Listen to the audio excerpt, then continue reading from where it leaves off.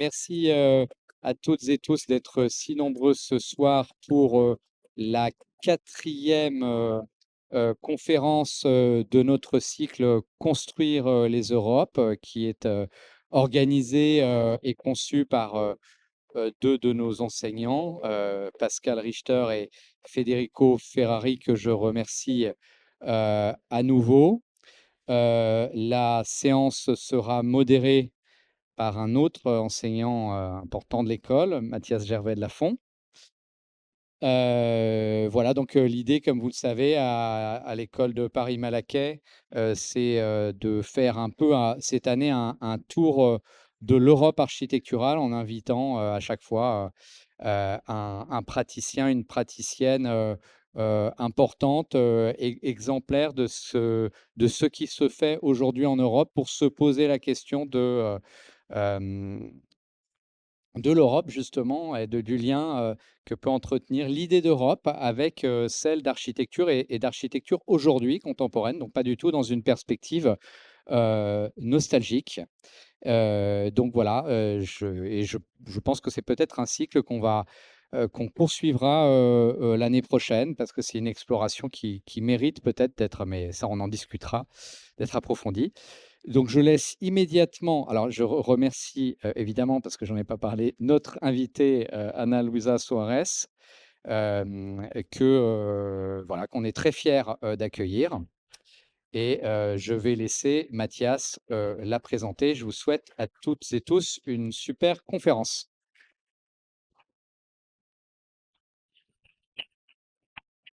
Merci Jean-Baptiste.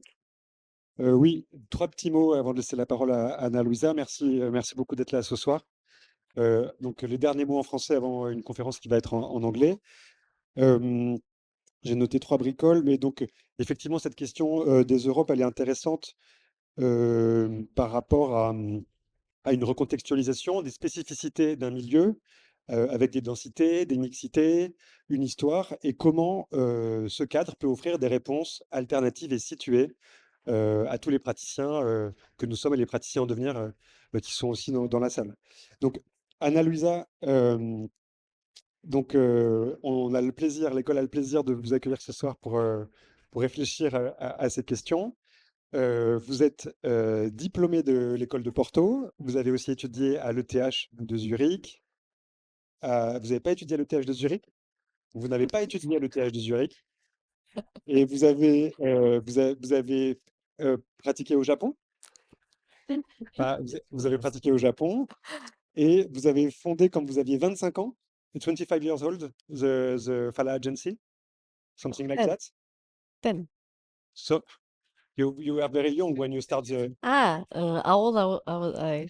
you start your own agency very fastly after Yes, your right after. Et aujourd'hui, l'agence, elle est reconnue internationalement. Vous avez présenté des travaux à la Biennale de Venise, vous avez beaucoup de publications. Et à travers ce titre Fragile Système, donc vous allez pouvoir présenter votre travail, vos démarches, aussi nous expliquer ce mot de naïf que vous appropriez pour parler de votre travail. Et ce mot qui est vraiment à interroger parce il est tout sauf simple et c'est un mot qui permet vraiment de réfléchir à des questions économiques, à des questions de moyens, à des questions de matière. Et donc c'est vraiment, il y a tout un vocabulaire, toute une méthodologie autour de la pratique de Fala qui va être intéressant de décortiquer. Donc merci beaucoup. Thank you very much for this presentation. And I'm very happy to let you the... I have mine. I have mine. Thank you very much.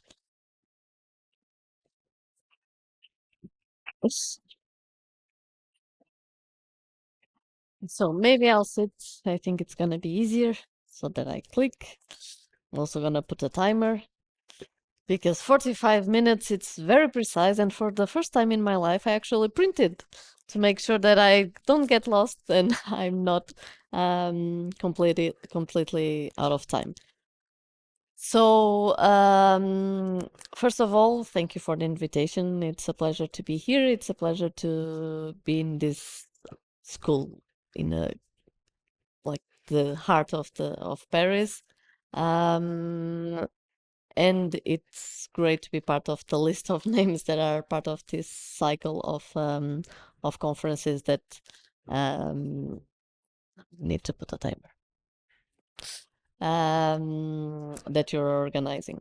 And with these exercises of thinking about us and about Europe and our relation, the fact is that we are 4 partners, 2 Portuguese, 1 Russian, 1 Swiss. I studied in Portugal and in Japan, Filipe in Portugal and Ljubljana, Ahmed in Zurich, in Lausanne, and Lara in Moscow. We worked in Japan, in Switzerland.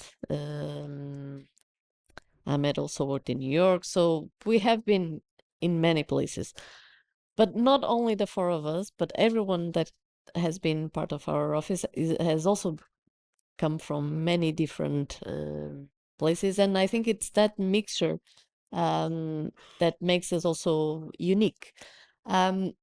So we have this map. It's not fully updated, but that has where each person is from. So I'm here, for example.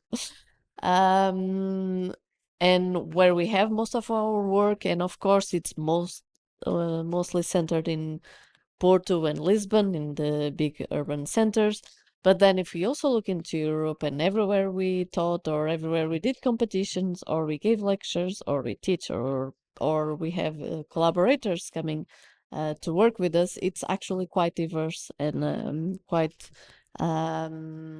heterogeneous. And if we look further into the world, okay, there's some points in Japan, there's a few lectures in the US, but it's mainly clearly Europe.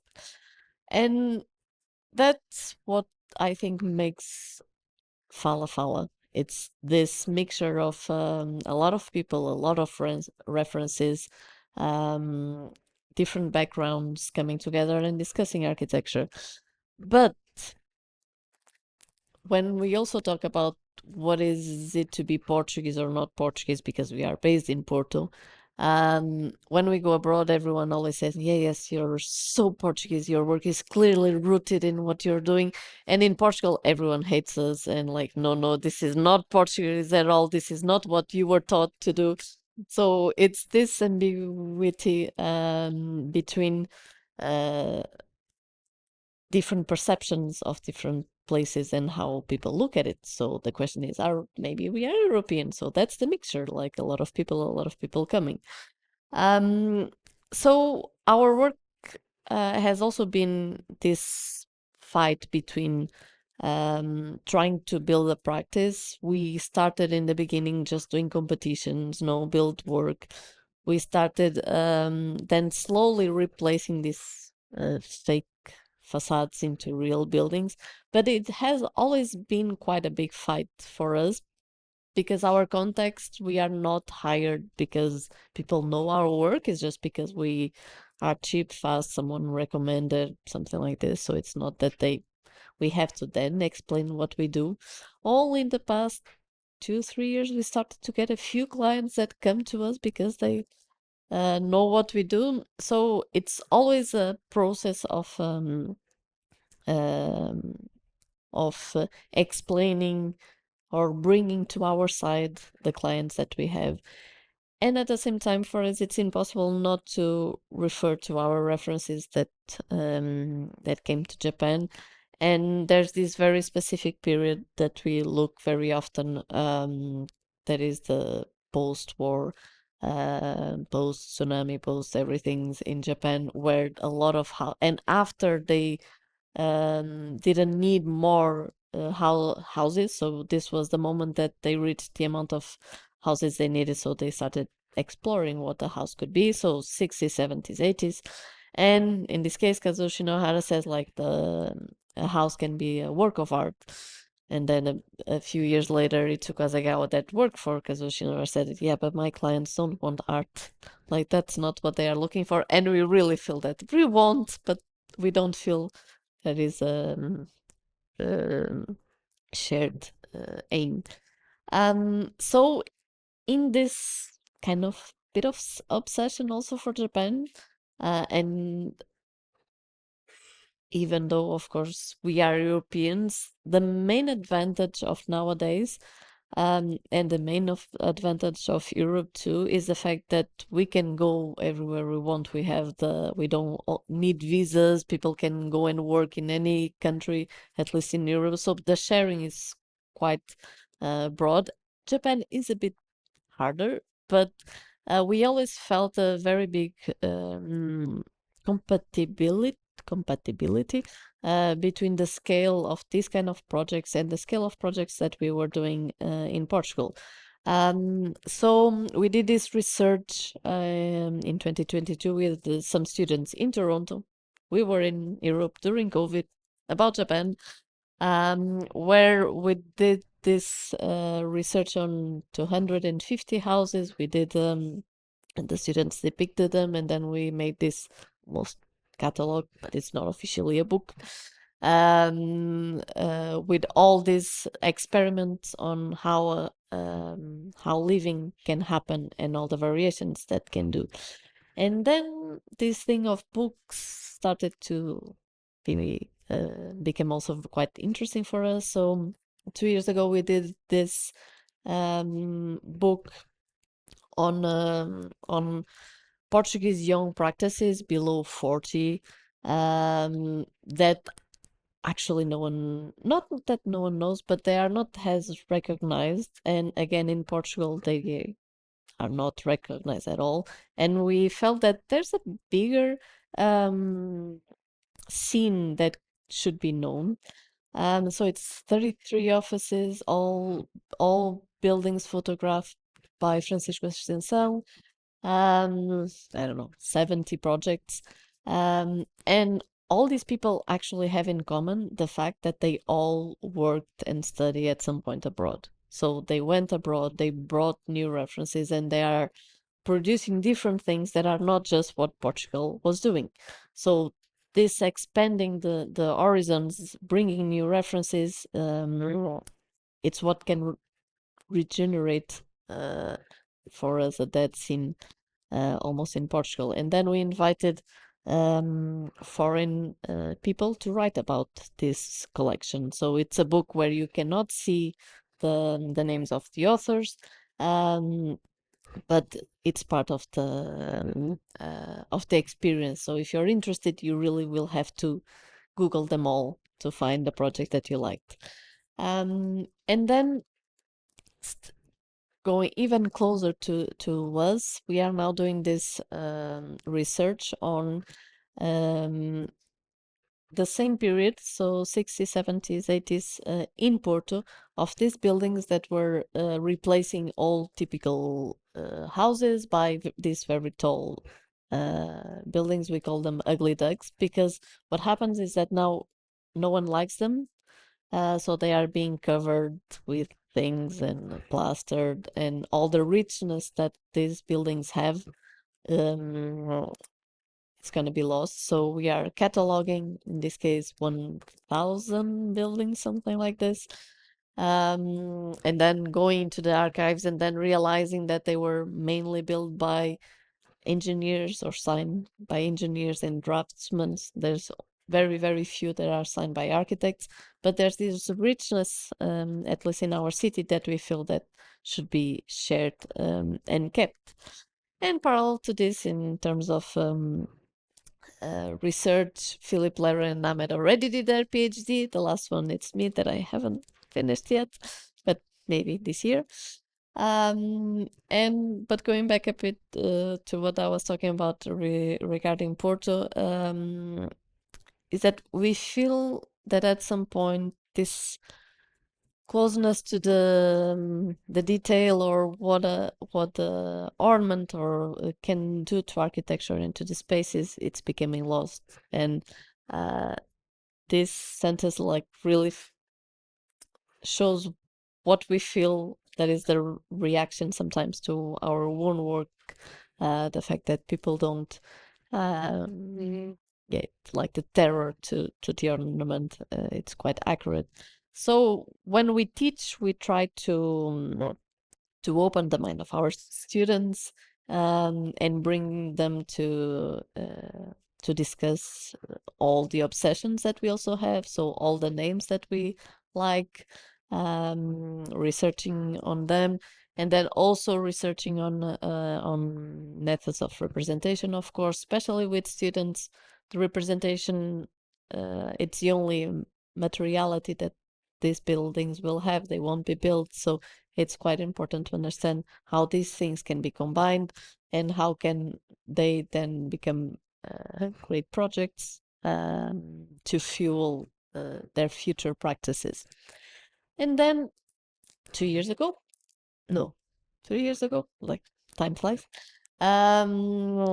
we were invited by A plus U to do this issue, and it matched our 10 years more or less of office. So we decided to reflect on what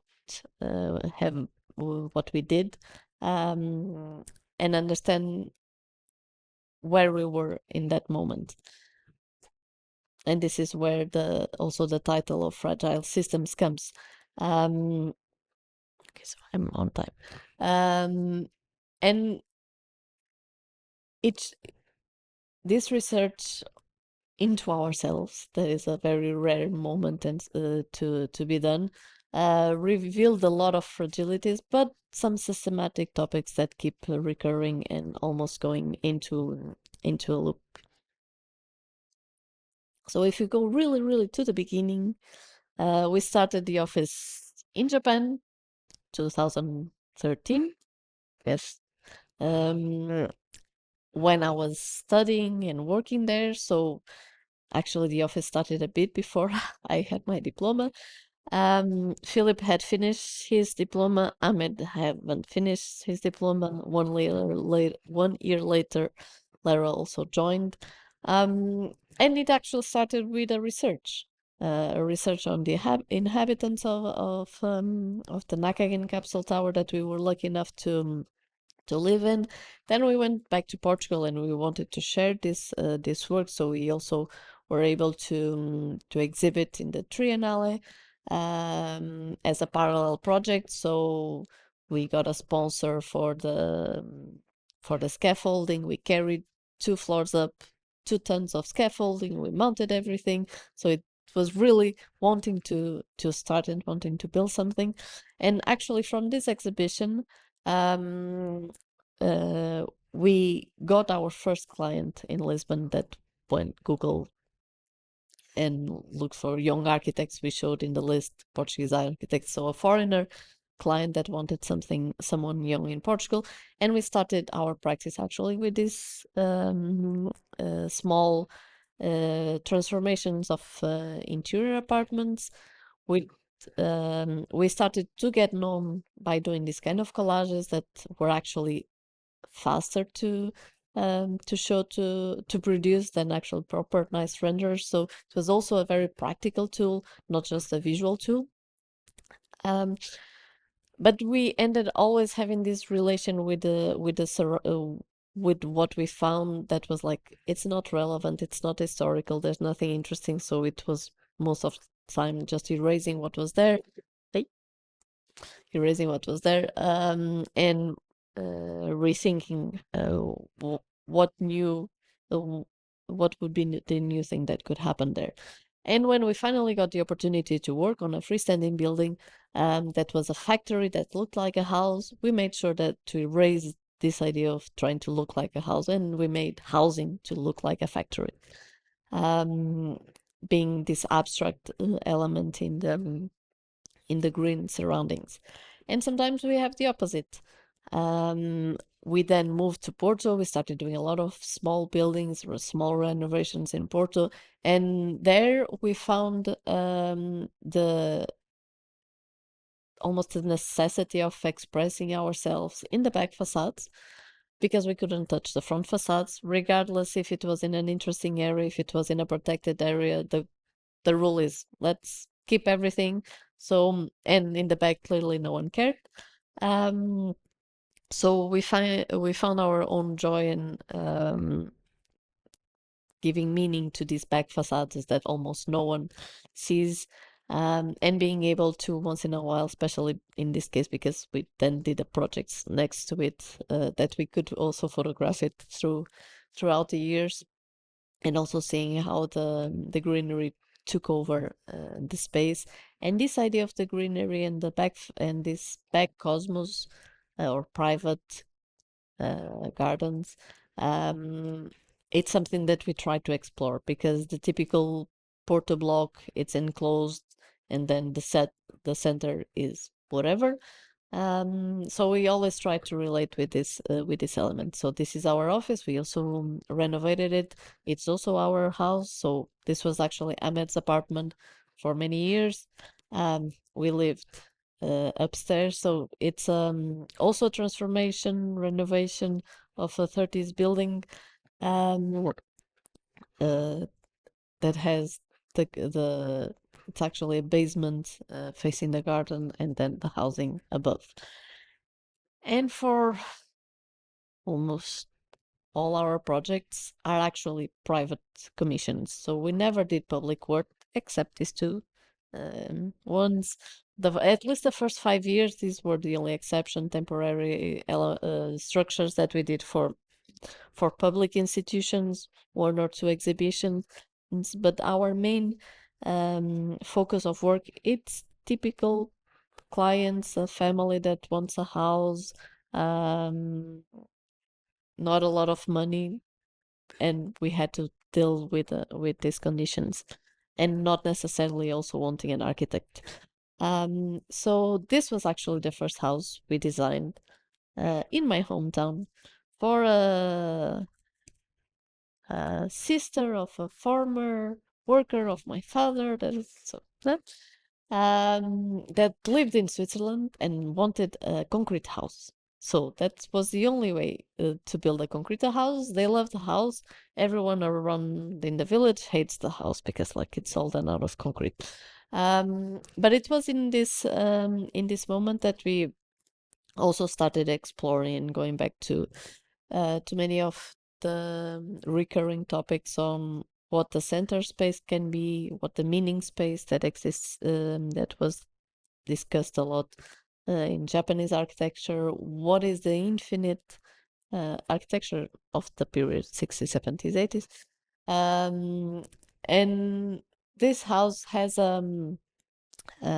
it's a square, it has the private units, the private bedrooms, and then it's the leftovers of these bedrooms that create the center space.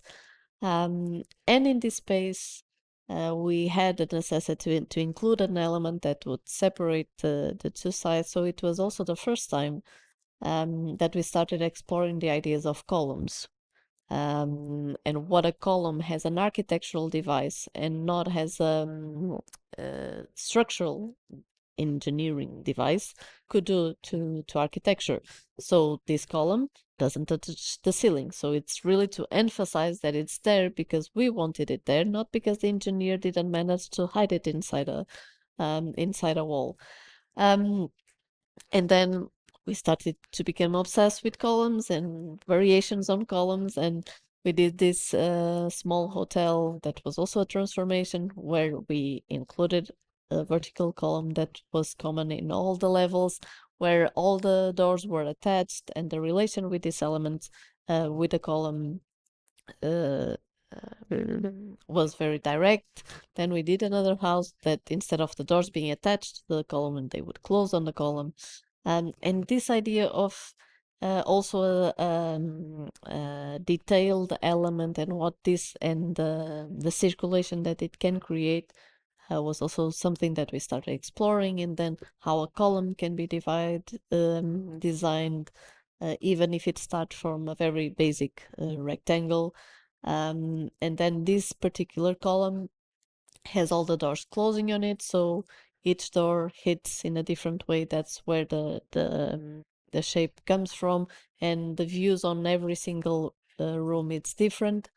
But then on the ground floor, there was no need for doors.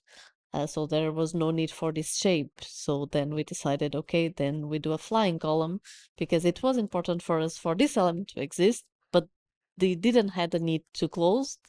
doors. So why this shape there, it didn't make any sense. So we emphasized that it's a system that comes from the floors above, so it doesn't touch the floor. And then the relation with the surroundings, again, the back facades very free regarding whatever is happening around. And then talking about facades, street facades in this case, this project is in Lisbon. It was a house from scratch in an area that no one cares. But the municipality imposed that we needed the same kind of window that the neighbors have. And if you look on this side, you can see that there's actually 3 windows. So this is actually a 3.5 levels high building.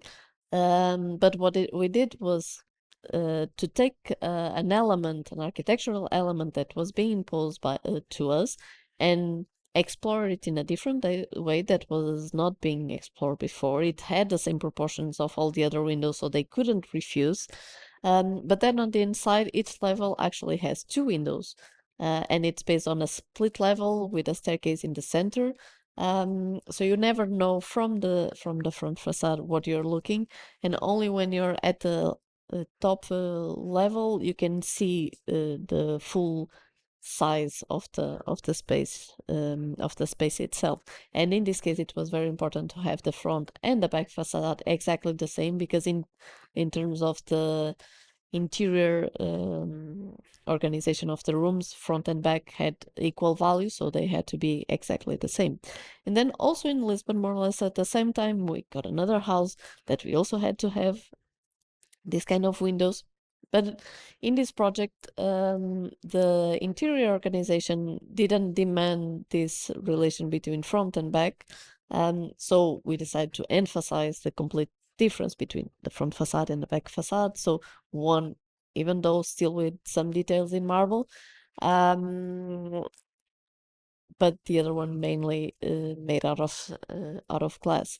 And in this one, while the other one was based on the module of the windows that also had the sliding shutters inside, this one we decided to explore the flexible elements. So all the doors and all the cabinets had a pattern. So what brings this house together is also the movable elements then inhabit by themselves the house. So this is a house from Shinohara. This idea of working in a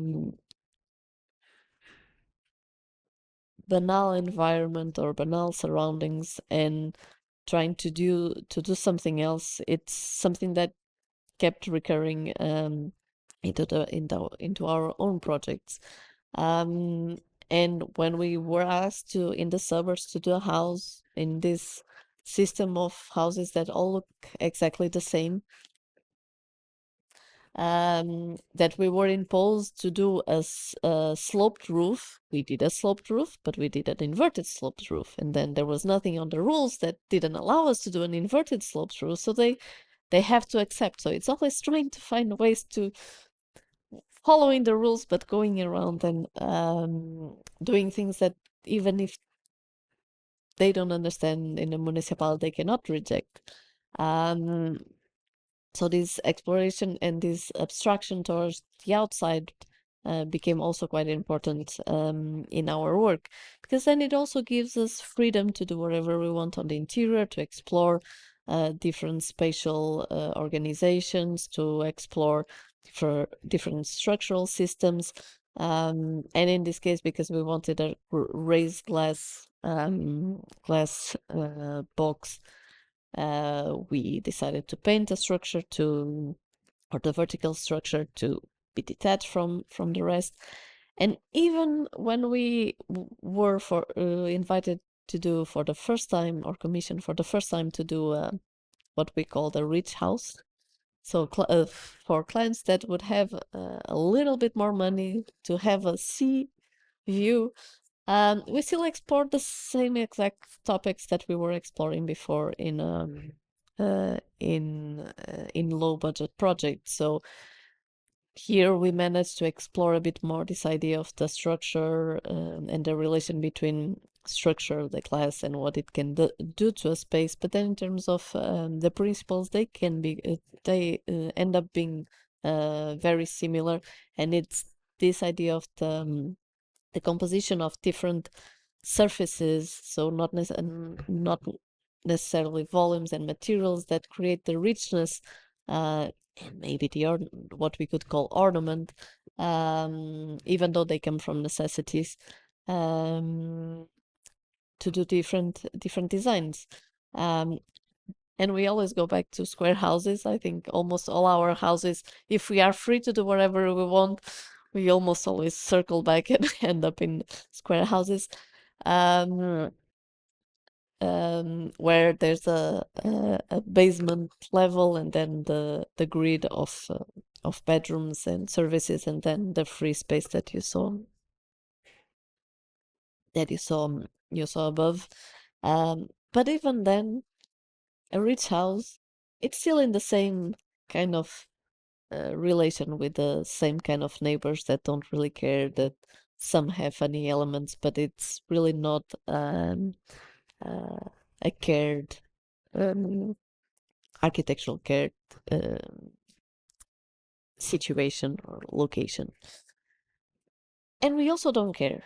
We also don't care if we are in a good place or in a bad place, if we have a lot of budget, if we don't have a lot of budget, if the client is annoying or if the client is not annoying. Like, there's no excuses to do a bad project. There's always ways to convince people to go around to find something that is interesting to take a picture at the end. So no bad briefs, no bad budgets, no bad sites. That's just excuses. So at least we believe we like what we do, so we believe our projects are good. So even if it's just with a metal sheet roof in the servers, these small projects that just have a tiny back facade that we do a different kind of composition, detaching also from the neighbors, putting some glass and some mirrors to extend the space, and technically being just a room at the entrance that is a bedroom, and then a living room facing the back and facing the garden, and using the inside volume to create a different spatial experience. There can be a picture, and that picture can actually become the cover of your 10 years work. So this is one of the cheapest projects we ever done, and it became the cover of the most important publication we had so far. So again, no bad excuses. There's always something that can be found, and of course, it's also very important to have good photographers to take pictures of your own work, and to represent everything very, very precisely. I need to go faster. So we ended up going back to this idea of the infinite space and the continuous space, and we did a series of projects where we designed ground floors that used to be garages or shops. So these very, very deep projects that had that could be inhabited, and usually had a window towards the street, a window towards the back, and this idea and how to bring light inside, and when you have such deep buildings became quite important, and this relation to the back. And quite often, even these back courtyards used to be covered, so it's also a decision to uncover them again, to create rooms themselves, to create facades that can be more abstract, that can be more detailed, and emphasizing that this used to be a room even though now it's an outside room, or creating these back facades that have that can be almost dematerialized with metal mirrors and different effects that can be created towards the outside, even though no one will ever see this point of view except the photographer, and maybe if the clients go outside to the garden. But this was actually the first project where, again, with this obsession towards Japan, and Itsukazaga was doing these experiments on wireframes. It was the first project that we used this kind of tool to produce a project. And different tools, and in the beginning we were using a lot of collages, so you feel a lot of the 2D relation with the different materialities. Then we started exploring other methods of representation, and here this idea of the wireframe influenced a lot what we've done also in the project. So the tools that you use will influence how you produce. And you can feel this idea of the transparency of the wireframes that you feel on the transparency of the project. And continuing this idea of the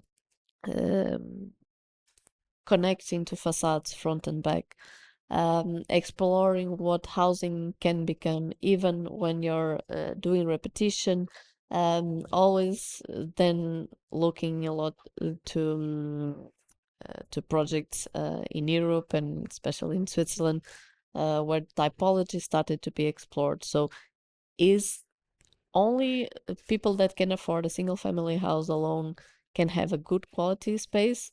Can a traditional apartment have a different kind of qualities and being more than just a generic apartment, even if it's copy paste many times?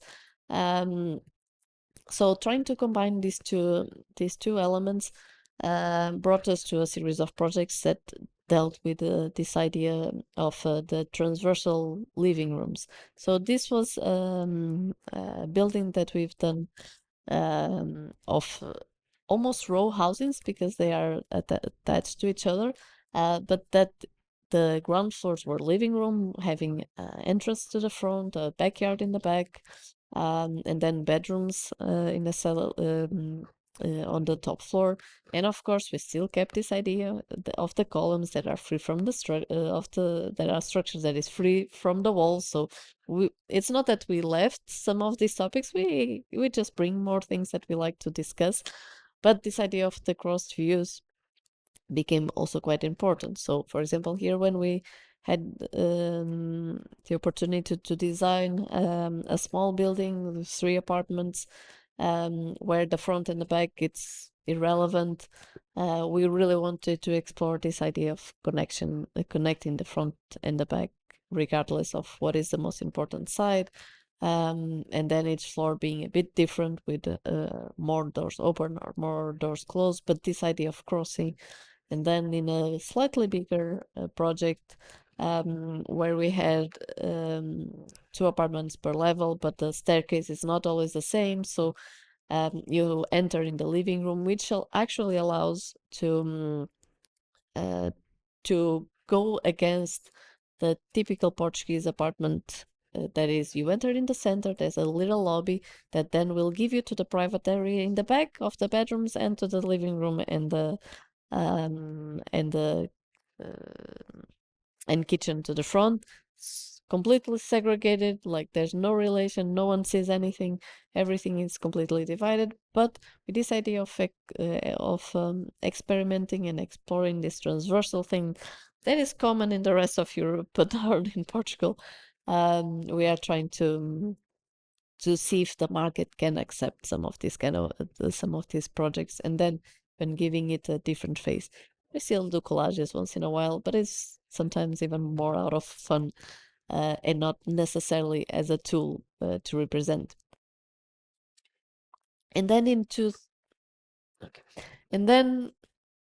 during COVID, more or less, Portugal for the first time launched 30 competitions for public housing to be built because we suddenly were faced with lack of housing, lack of public housing. Housing became super expensive. We have a lot of immigrants from different countries that are also raising the speculation. So the government launched these projects of control cost housing. So it's not social housing, but it's like higher rent, a bit higher rents, but still for low income families. And we did 18 competitions. The first half we lost them all.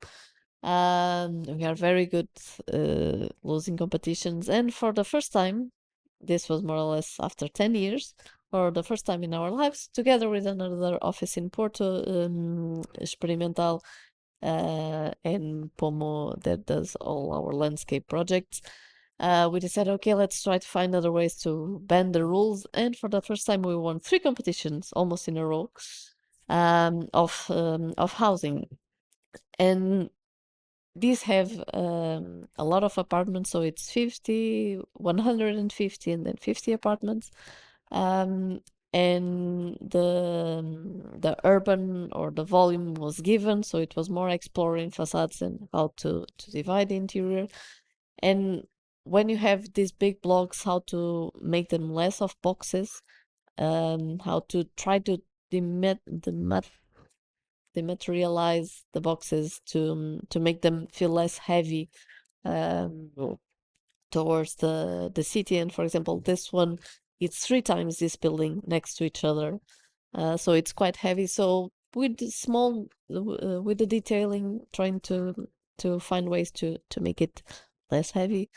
And then going back to rules and exceptions, trying to understand how we want to organize the apartments. But what we managed to do in the end was exactly this idea of the transversality of the apartment. So the fact that you enter in the center, but then it's not an enclosed entrance hall.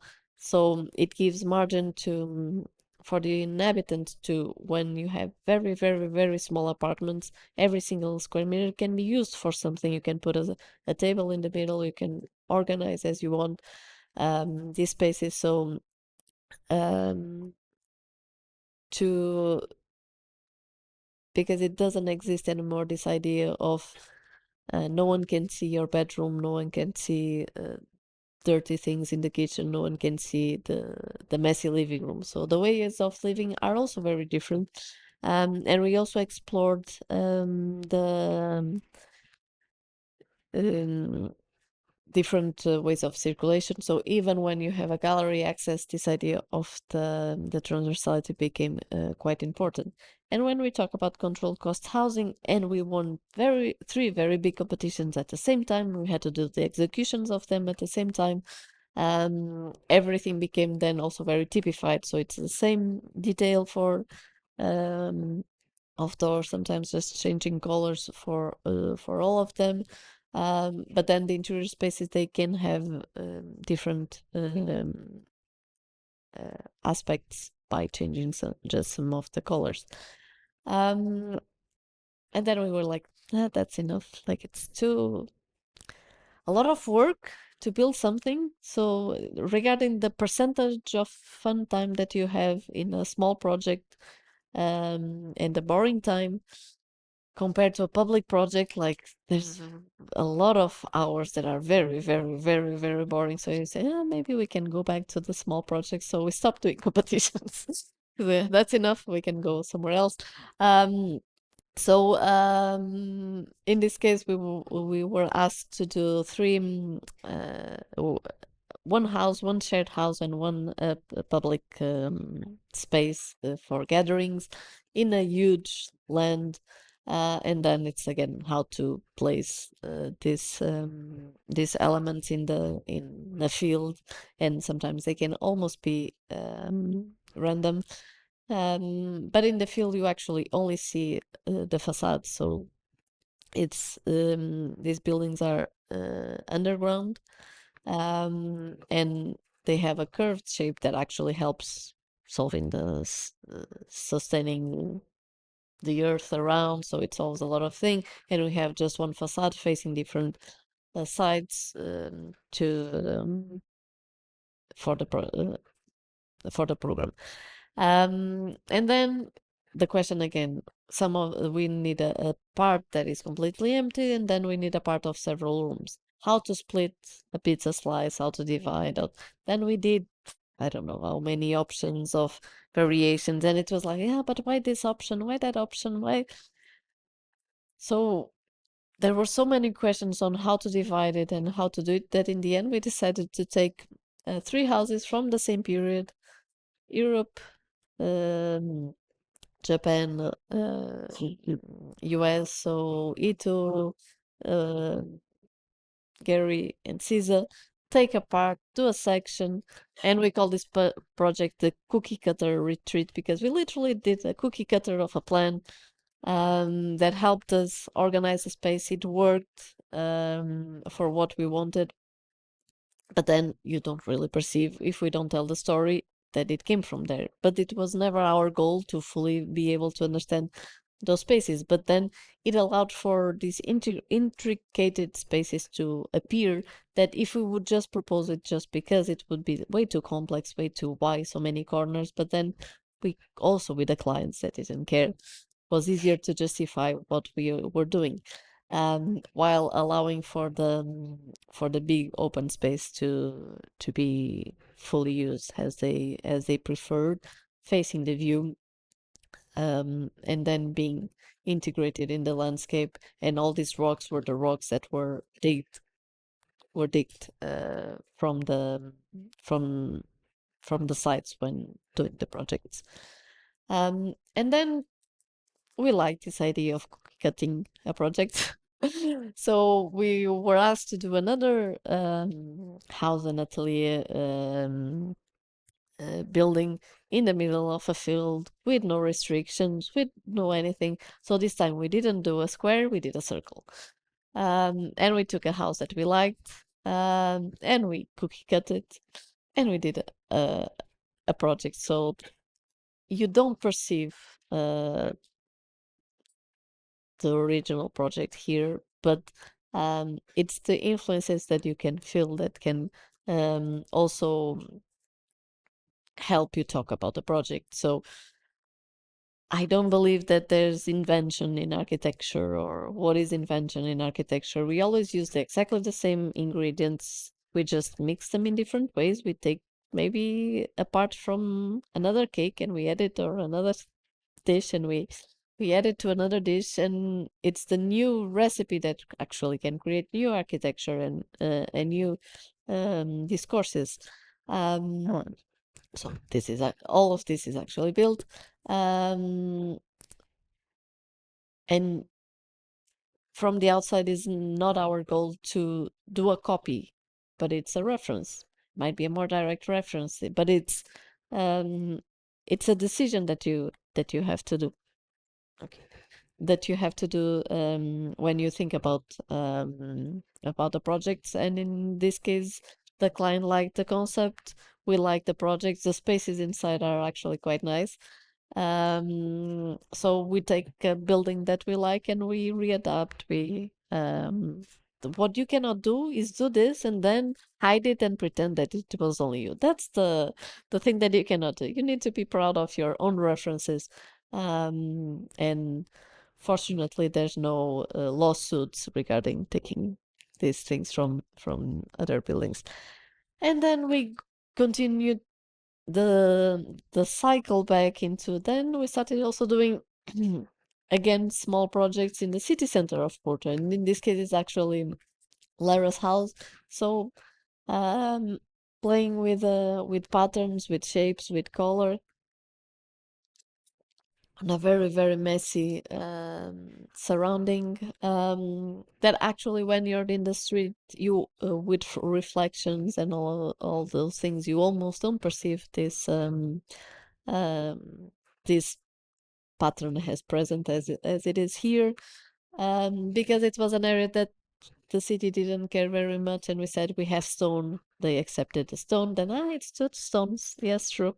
So there's always also these ways of going around, and it's quite common for the inspections. They're like, true. Yes, it's the same. Yeah, we didn't notice. And then like, now it's too late. And then we can do whatever we want. So maybe it's like thin lines, small, or a lot of written things. So maybe something will go between the drops of the water.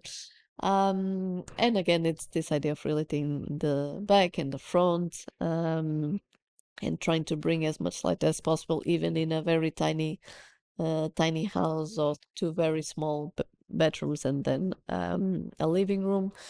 And then we continue circling back and we did a renovation of a real renovation of a building that we haven't been. The last time before this was like 5 years ago. When you're 10, it's 10 years old office. It's actually quite long time, where we had to keep the front facade. So it was just minor touches. Just actually the hat is to solve the top part of the building that was falling. So there's a black extra piece of marble just because there were no tiles. So more precise projects where we only did very tiny demolitions, but it was all about keeping the space as it was and adding reinforcement, because the structure was actually quite um, uh, like this. Nope. So it was adding elements to sustain. So metal beams, columns, and then to emphasize the detachment regarding the street, having the facades that are parallel, or the walls that are parallel to the street, in a dark color, having the perpendicular walls to the street in white, having a color in the ceiling, the original wood floors, and the same thing in all of them, and then having 1 or 2 moments of when we needed to add actually an extra room, hiding it with a mirror, creating these crazy moments that feel quite complex. But then the spaces themselves, the rooms themselves, are quite simple, but it's exploring the materiality and emphasizing what was originally there and what were the new elements that we added to the project. And then on the back facade, we also didn't change much. We just needed to extend more the rooms. So it's the balcony layer that changed towards the back. And then continue circling back. So this was project 171. The previous one is the 143. The competitions are the 180 something. And then this is the project 85. So a project that we thought it was long dead, that was never going to be built, that we put a lot of effort at the time, but clearly it was not going to happen. Then the client decided, okay, let's build it. And like, how do you deal with a project that was done 5 years ago, that now you're going to actually build it? And in this project, it was all about the exactly same floor plan for all apartments, but making sure that volumetrically speaking, all the rooms were different. So there's always an exception in those spaces. So out of 15 apartments, there is not one single repetition of bedrooms, of living rooms. So these are studio apartments or bathrooms. Every single space was different with a different volume. So the only change that we did was that in the beginning, we were more exploring this idea of different volumetric expressions on the inside. We thought that it was actually more interesting to talk about the surfaces and the different, what the different surfaces would do to the space. Because when the full space is white, you don't fully perceive the corners or how crazy this step can be or the curve can be. But when there's contrast between the different surfaces, you can emphasize even more those differences. So the only change that we've done to this project was adding these two parallel, like the previous project and a few projects that we are doing, that we did in the same period, the parallel walls to the facade being dark, while the perpendicular walls allow for the light to enter and to reflect and go deeper into the apartments. And even when we only have the structure built, and even if this is not the aim of the project, talking about this idea of the wireframe and of the repetition, you can still see some of common things that maybe it happened in the past, maybe didn't, but some threads that connect everything. And then there's the cat facing facing the highway. Then continue circling back. Now we are also doing some apartments. And in the apartments, there's always the limits of the floor and the ceiling, like you're inside a box. But sometimes you can find Indian on a request that was asked at the end of the project, after the project was actually built or almost being finished, a request for just a canopy outside. And maybe that's a canopy outside can be all you need to put a lot of architectural intent and to explore what you want to do and have fun. So to finalize, just 5 minutes late, it's repeating, continuous circle, failing better, exploring more things, mixing more things, and trying to produce something new, something that you haven't seen before. But at the same time, being aware that we need the banality around us to be different. If everything was a peacock, maybe it wasn't as interesting. It's not that we are trying to be a peacock, it's maybe sometimes a reaction to the surroundings. When there's a lot of information, we tend to go white and clean and not to bother the rest. So you're always reacting to your surroundings, and you need your surroundings to react. You can respect, not respect, you can do whatever you want, but you need it is important to have the background of regularity in your own work. That's it. Thank you very much.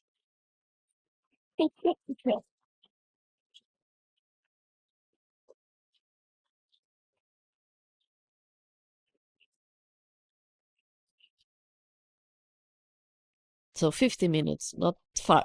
Thank you very much. I can start with few questions, and we'll continue sharing questions with with the students and the teachers. So first, sorry for my French English. Okay, it's okay. Can you Yeah. understand me? The friends. Okay. So my first question is about the way you're looking for the conception with this collage, all these images, which are without deepness, without a technical reality. And how do you manage the transfer between this complete conceptual identity of the project and instead the technical deepness and the relationship between all the materials and the place? So I think because we started doing interior of apartments and we were not the ones deciding thicknesses of the existing walls, that's when we started drawing our projects with just one line and not with thickness. Because for us, it was about the spaces that were being created and not about the materiality. So and also with the collages, when we, with the flatness that allows, that the collages also allow, it emphasizes this idea of the detachment of the planes. So we don't talk necessarily about volumes, it's mainly about planes. There was only one project where we actually had that problem. That was the house in Lisbon that has a lot of windows. That for the first time, because we needed a continuous glass brick a wall on the staircase, and we needed a continuous metric on the facade, we actually needed the thickness of the slabs to show to be able to show that the 40 centimeters between windows can be a slab. Or so it was the only project until now that in section we needed to add a thickness, because we are not necessarily fascinated with how amazing can you build. We tend to have very cheap construction companies that do like the traditional pilotis and slab and then brick. So it's not that we would really want to express the thickness. So I think our projects evolved from there, from the fact that we didn't care about the materiality, but we cared about the surfaces. So in every single project that we ever done, you never have a wall that turns. There's always a vertical element between separating. So you don't have a wall or white. It's white. Another element that pops out 2 centimeters all the time because it helps solving all the mistakes of this alignment. So if it pops out 2 centimeters or if it's 1.5, no one notice. So popping out, making sure that it's about surfaces and not about thickness. Thank you. But on your 3D images, the axonometry images, sometimes they are only with wires, but sometimes you design the metal, the two element of plaster. So sometimes in your images there are the structure, and sometimes it isn't. It depends on the project. So Okay. if there's something important about construction, about a specific project, we might show. Of course, when you do single lines, the biggest question is also columns, that you cannot do Yeah. just one line because then you lose. So those free elements, we have to give thickness. And then when we have to give thickness, we sometimes even give a color and we emphasize there is a volumetrical element in the space. But it's not what is behind the wall. Mm. So because it's a floating element or a freestanding element, we can give it thickness. And my second question, yeah, maybe later. My second question is about you talk about your fascination about the square and how your project start with a square as Palladio, and you want to go back every time to these square shapes. But in European cities, Porto, Paris, anywhere, it's the stairs is a gift that we never. It's very hard to have the possibility of this abstraction of the ground. Mm. We have neighbors, we have curves. I don't know, but so how can you make the link between this ideal and the reality? So the square ones are the freestanding ones, of course, and not it's when we have to decide the shape, we cannot decide the shape, and we end up, even if we try other options, we end up in Okay, like squares or circles or half circles. So but we are obsessed with grids. So even when we are inside an existing building, we try to understand if there's a metric of the building itself. So we always try to do metrics, and it also helps then creating hierarchies of smaller spaces, bigger spaces, alignments. So when we cannot go to the square, but I think we go to the square because maybe we don't know how to do anything else. We love grids, and we even at the end you might not perceive the grid, but there's always a grid. So everything starts from a grid, and then there's the exceptions. So it's not that we do curves because we like to randomly let's sprinkle curves and shape things. Usually they are always a device for the space because we need more space in one side or the other, or we need a connection to one side or the other. So it's not shapes for shapes. It always starts with a grid, and then the grid doesn't work. Okay. So if the grid doesn't work, we need to introduce exceptions. And with those exceptions, and it's those exceptions that creates those shapes and curves and stepped walls. It's all about protocol and ok. Peut-être la salle, et moi j'en aurais une autre question, mais du coup je la garde pour après. Hello, thank you for the conferences. And my question is that you said in the very beginning of the conference that your client doesn't reach you because you're famous, but quite classically because you are cheaper or recommended. So, but despite that, you manage to always impose a certain style, a signature, the Fala style, that is well recognizable. And this is something that I believe we all seek as young architects. But I speak for me, almost never managed to achieve it. So my question is, how do you manage to convince your clients to go on your way, to follow you on your universes and choices? So there's a few tricks. We don't come up with a project and say, take it. Of course, they will reject it immediately. So it's a long process. They ask you for very specific things, very programmatic things, and those you need to give them. If they ask for a sloped roof because they want a sloped roof, you give them a sloped roof. If they ask for a specific tiles or a specific organization, that you cannot not give them. Otherwise, you will lose all the other fights. And then it's a slow process. Like the way we work is that we have very frequent meetings with the clients and we show several options that we like. And of course, we put more emphasis on the ones we prefer.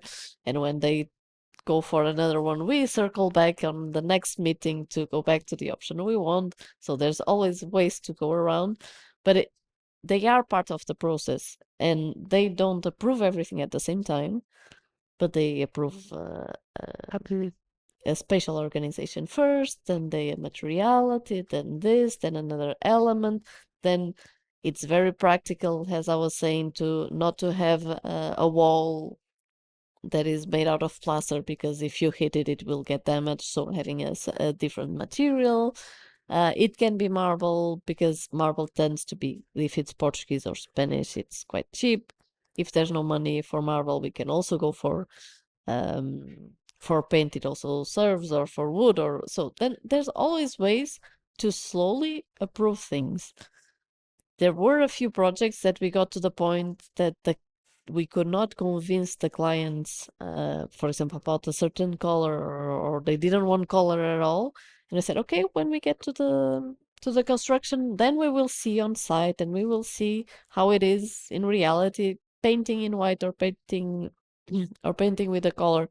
It's the same price. So when we get there, but then they have the images, they get used to them. Then we bring the samples. They really feel, yeah, true, it's nicer. So you approve slowly the things. The second question about style.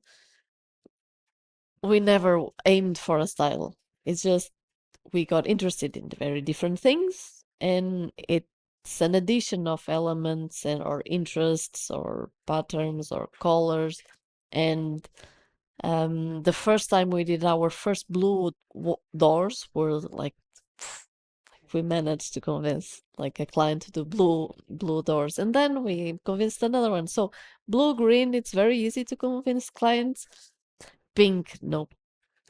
We in our own office we have pink stuff, but in the end, like there's a connotation that people don't like. We did this project where we painted the ceiling in a very light pink, and then those clients decided to sell it, to go to a bigger apartment. And then we went to do some visits with new buyers, and they said, "Hi, I love the space." And then like, I didn't. It's impressive that you didn't comment about the color of the ceiling. Like, color? What was the color? Hey, it was pink. Like, pink? No, like they didn't notice. But the connotation of pink is very hard. So even ourselves, we evolve. And I think the hardest part is in the beginning is you have always way too many ideas, and trying to put way too many things in the same project might not work. In our case, because we get paid very little, we need to do a lot of projects or a lot of little things at the same time. So we also managed to spread a bit the ideas in the beginning, but it's not. I think if you try to aim for a style, you won't get anywhere, or you will just copy someone else. So it's more a slow process of adding different ideas that might end up looking like a style. But okay, is a style colors? Is a style shape? Like, what is it? What is Fala? I don't know. So uh, did I answer?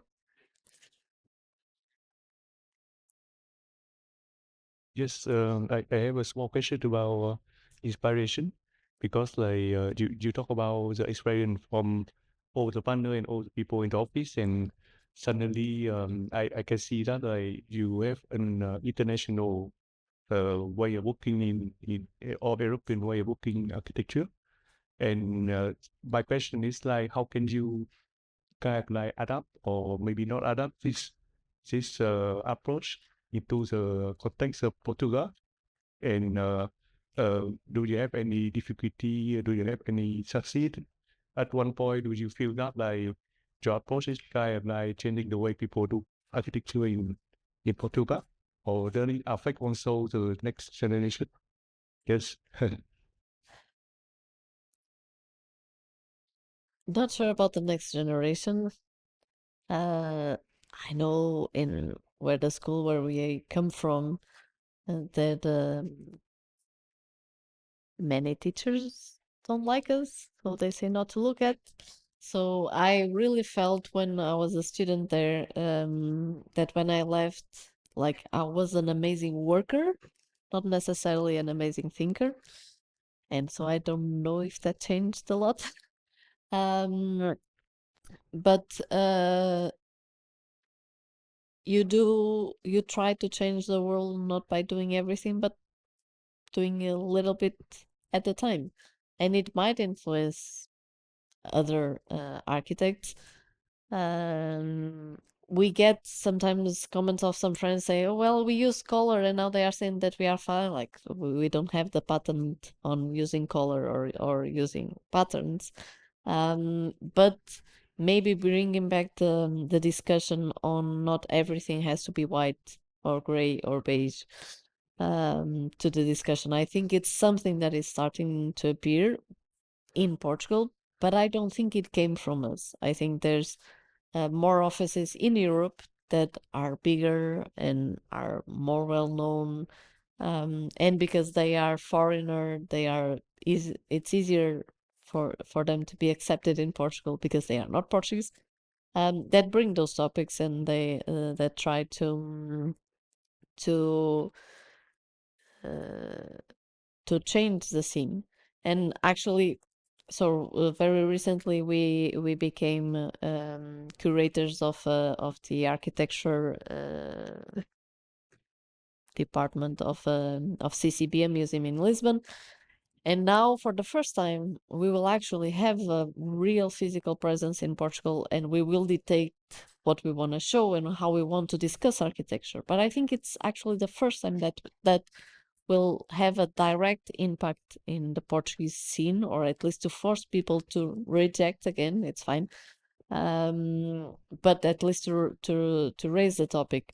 But you cannot change everything at once, so you do little by little, and you will influence one or two students maybe, and they will do different projects, and they will maybe go abroad. And that's what we always tell everyone, that Portuguese like that asks us for an internship. We say no, go abroad, then maybe come back. Like it's important to get different things and then bring back those options. For example, on the those ideas on the three competitions that we won,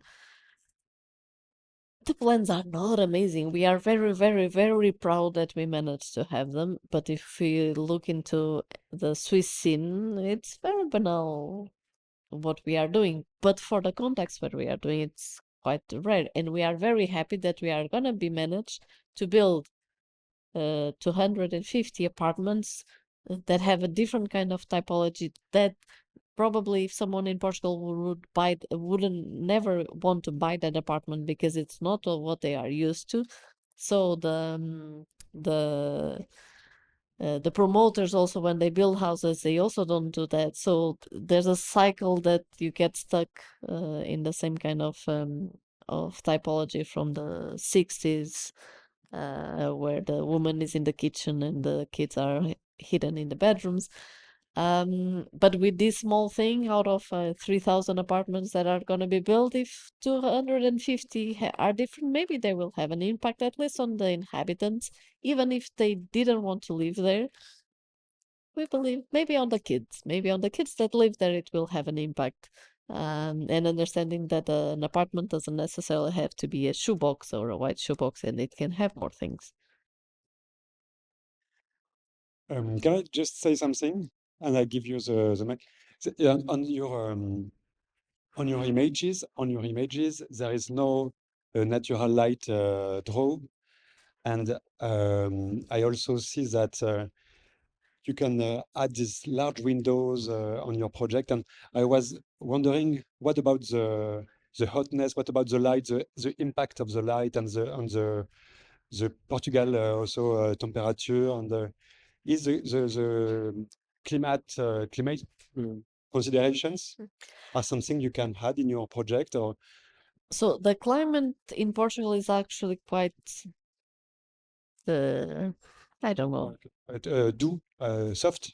Yes. So it doesn't go, for example, Porto doesn't go below 5, doesn't Okay. go above 30, No or it's 50 very or- rare. Of Okay, course, okay. it can happen. If depends on the different regions. So that's an advantage. It's also a very big disadvantage because, for example, Lara that comes from Siberia, she says she never felt so cold in her life compared to Portugal, because then the houses are not insulated and she's used in winter to be on a t-shirt at home. But you don't have that in Portugal. You have another house jacket at home. So it brought some disadvantages maybe towards nowadays regarding climate. But depending on the projects, we try, of course, for example, on some of the competitions, there's balconies, or there's the cohesives are facing south. So if there's some sun, it's protected. In the north, they get all the light. If it's east-west, it's not as extreme in terms of light. So it's always more protecting the south side if needed. So we add some shading, but it's not never an extreme case. A comment on, then I'm gonna circle back into the relation with the European, with Europe. So for example, on the 3 competitions that we've done, to have European funds, we need to do NZEB whatever plus, and to achieve those, they because it's European rules for every single country, it's not considered, for example, natural ventilation part of the points to get whatever. So in some apartments, we actually needed to add AC to be ecological. So there's all these contradictions that are quite hard to sometimes to manage regarding regulation. But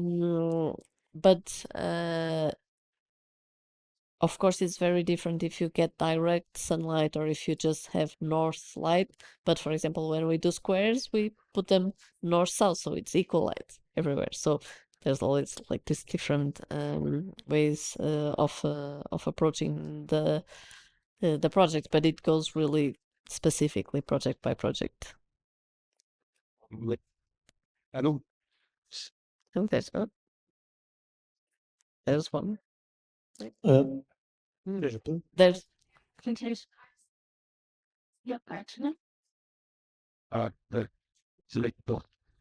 Okay, just a brief comment and a simple question.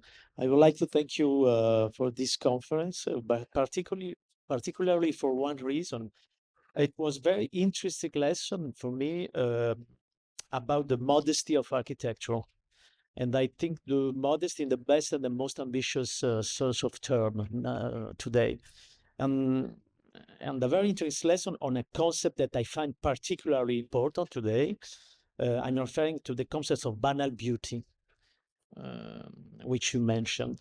And I would add, but perhaps you also say this, banal beauty was proposed is an iconic architecture, an anti-stylistic architecture, I don't know. I think that today, as architects, we must focus above on ordinary and more banal territories. For me, this is the true political value of architecture today. And it is also true for me in Europe. I believe, especially in Europe. I believe that in Europe we have now focused sufficiently with the historic center, and now we must focus in the coming years on a history of banal territories, suburbs, and ordinary beauty. I think it's very important. And the question is, as an architectural historian of postmodernity, I was impressed by your references, some explicit, such as Venturian Japanese metabolist and a certain 70 ready-made aesthetic, and others less explicit.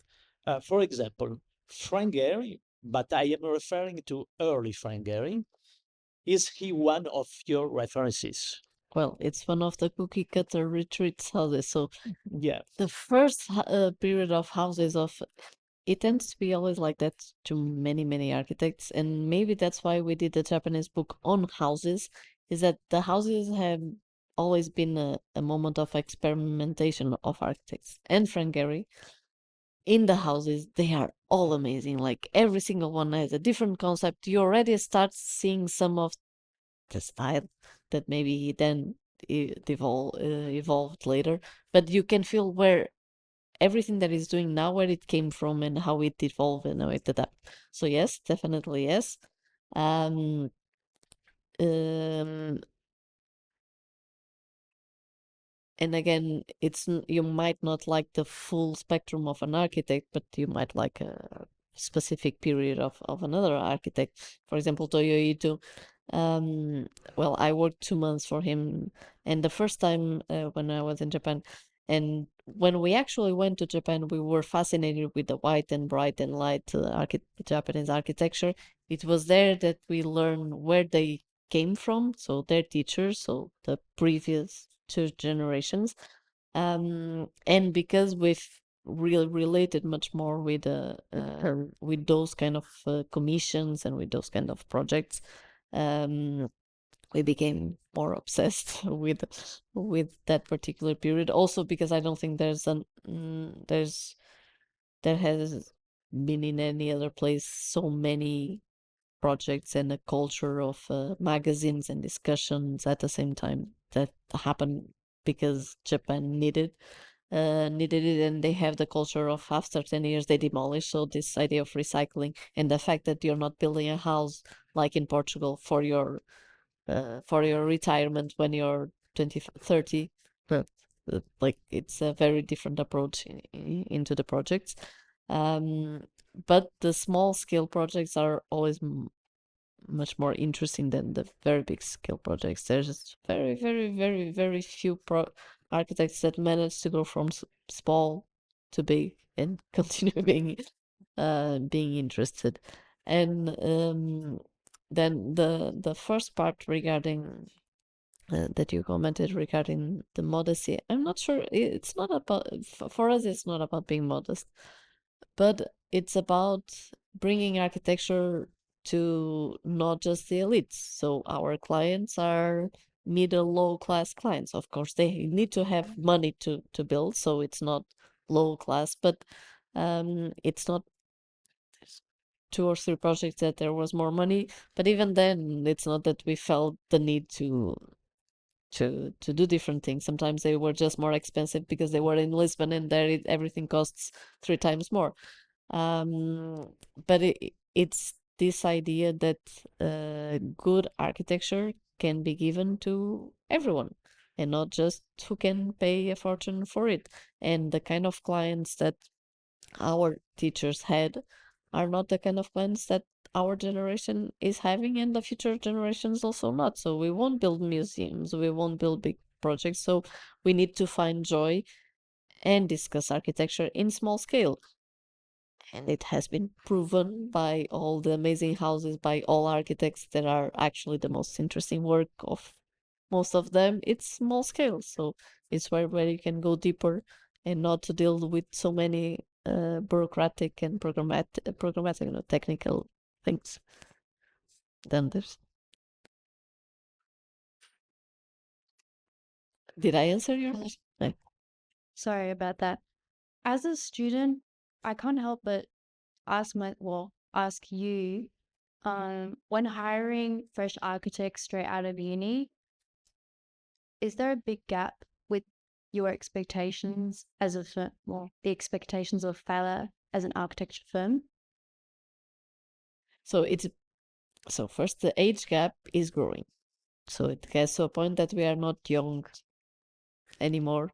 So it's hitting us a bit hard, like after we reach the 10 years, it hits a bit harder.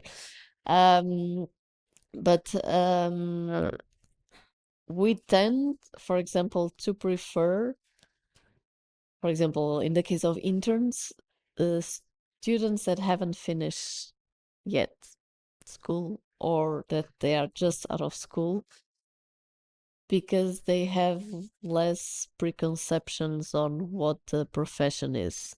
I think we were very lucky with the fact that we never worked in Portugal, so we always worked abroad. And when we started the office, we went to Portugal, so we didn't know how to submit a permit. We didn't know how things were done in Portugal, and I think that was an advantage because then we didn't got all the bad, I don't know, like repeating things that happen. So for any office, the more flexible to adapt to the office you are, the better. And at the same time, as an advice, as that we always give to all students, you should try to work in different offices, like 3 months here, 6 months there, like ideally in different parts of the world, to really experiment things. And when you go to an office to learn something, you need to be open to receive the information and not to impose too much, but at the same time not being just a machine of production. You need to also be part of the discussion. So understanding what are the themes, what are the topics, and not necessarily the manneristic thing. One thing that we tend to always need to have the same discussion with younger people that come to us work with us is like, don't try to do copycats of Fala, because that's not how we reach that final thing. There's the thinking behind. So the process, it's what you learn from those offices, and then you need to be part of the process, an active part.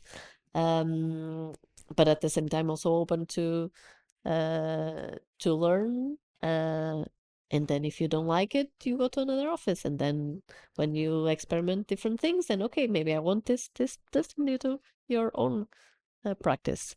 The issue is that if you only go to one office, if you only like one thing, then it's harder to be different than that office. So you will just become a small copycat. That's the issue of Portugal. A bit. That everyone wants to be Caesar, but there's only one Caesar, so. Did I answer? Okay. Any more questions?